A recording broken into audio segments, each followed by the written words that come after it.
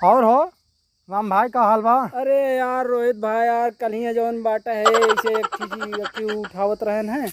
बहुत जोर ही हम लागत मुचुक गया पिरात बाटे पूरे अम्बेडकर नगर में टहर डाले साथ ठिकाते ना खाने का होगी बाटे एकदम बहुत परेशान है भाई। तू ठिकाबो न करे। काहे न ठिकाए यार अब जौन बाटे। अरे यार हड्डू हाथ के डॉक्टर हड्डी के डॉक्टर सबसे बड़ा हम ही है। तू अम्बेडकर नगर पूरा कहानी का घूम रहा यार तू 10वां पास करके डॉक्टर हो गया। और का जब तू बकरिया भैंसी चराव रहा तब हम डॉक्टरी करते रहे हैं।